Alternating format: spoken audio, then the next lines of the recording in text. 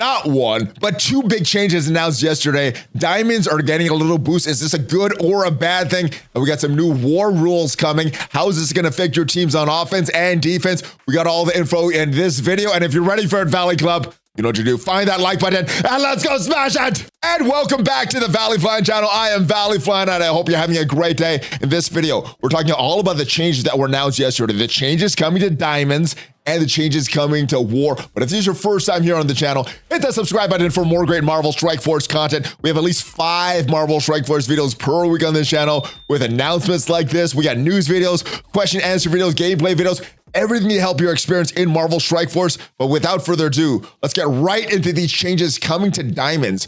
So update to diamonds, they are coming very soon. So the first sword satellite has wrapped up. Many players have slotted diamonds in their favorite characters and dev teams, closely monitoring battles, analyzing the effects of diamonds in combat, also listening to player feedback. When looking at the combat results, we see that diamonds are not achieving many of the goals we initially set for them.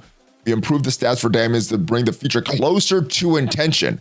Let me know if you think this is a good thing or a bad thing. One of the initial pushbacks against diamonds was the amount of stat boost that they are giving. They were reduced and now they've got upgraded. The other thing was the amount of gold stars that the characters are getting, because to get these diamonds equipped, you need to max out their gold stars and their red stars. They've increased the red stars a lot, and I think they've done a good job of increasing the gold stars, but the stat boost now, they are back to what they used to be. As a reminder, diamonds boost the character statistics in the same way as red stars. Equipping 7 red stars give a 75% stat boost, and then diamonds add up to an additional 50% stat boost. If a character equips 7 red stars and 3 diamonds, they'll receive a total of 125% stat boost.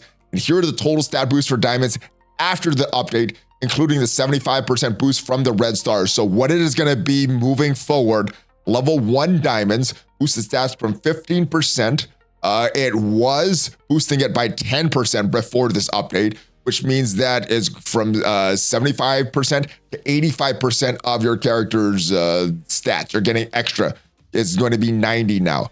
Diamond level 2 boosts the stats by another 15%, so 105 total stat boost. And this was 95% stat boost, so an additional 10% there. And last but not least, Diamond 3 boosts the stats by 20%, so 125 total stat boost as opposed to what it was at 110. So to me, this doesn't seem like a big thing, but when it actually gets into gameplay, it may be bigger, a lot bigger than I thought. Let me know your thoughts in Valley Club if you think it's a good thing or a bad thing. But I think the big change here, instead of going wide with your roster and equipping 1 diamond on a lot of characters, I think the big effective change that this is going to bring, you're going to want to go tall with your roster. You're going to want to bring 2 diamond characters, 3 diamond characters, of bringing them up. So characters like Kestrel, Kang, instead of just 1 diamond and moving on, I think you're going to want to try to get that 2nd and 3rd diamond on these characters. And I think that's going to be the biggest change. I think this is great for PvE content. So anything that you're facing AI, this is going to be great. Obviously, this is going to make it more challenging in PvP content. And yeah, that's why I think you're going to want to really boost your characters to the 2nd and 3rd diamond if possible. All right, the change will affect all current and existing diamonds, so all the new and existing ones. So if you have diamonds on your characters, you'll automatically upgrade and improve values listed above. The changes aren't live right now, but they will take effect on Monday after the current war ends, and that is going to be Monday the 20th.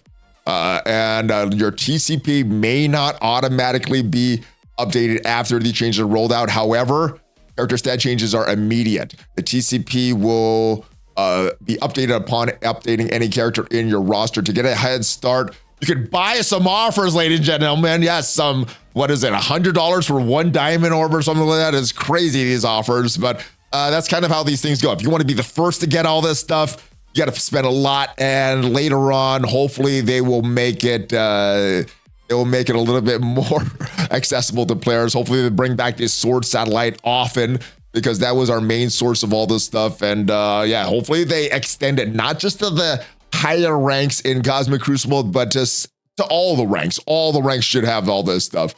Changes of this significance were not made lightly. Continue to monitor diamonds to ensure they're having the intended results. Thank you for your feedback on the topic, and continue to take it into consideration. I think it's really early to tell if it's a good thing or a bad thing. Like, my initial impression was like, oh, this is good. And then I think about the PvE content thinking, oh, this is bad. But I think I'm going to wait and see right now. Wait and see what is going to be happening with this. Let me know, again, your thoughts in the comments, because these are some pretty major changes. And we got some changes to war. Bye-bye, mutants. Mutants are not going to be as effective. Next chapter of Alliance War is nearly upon us. The new Helicarrier operation calls upon the new Superior 6 team to lead your roster into battle. And all these changes seem like they're based on Superior 6 and Spider-Verse. Also, Rebirth getting a little boost in war. These changes are going to be on November 19th, 2 p.m., feature multiple room updates. So we're going to review all this with your alliance and adjust your room defenses. So big thing here, the primary stats, 50% primary stats to defending war ready Rebirth allies. So yeah, I think the next tough team on defense is going to be Rebirth. If not exhausted, Rebirth spawn will revive 1, speed up, 2 safeguard, and defense up. Rebirth, revive with 50% health. Captain America spawns with time. I'm not sure if this is going to be 50% extra health that they were spawning with, or just 50% health in general. I think it's going to be 50% health in general. By the way, it's worded here. The room bonuses, this was here last season. These 20% stats to war ready attacking allies.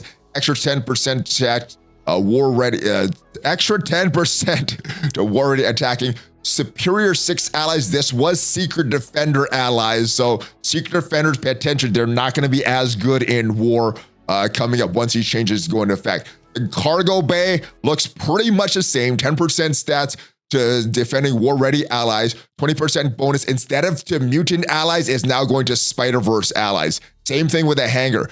Looks to be exactly the same. 15% barrier to defending war-ready allies. And now the extra bonus, the 15% bonus, war-ready Spider-Verse instead of mutant allies. Med Bay, pretty much the same thing.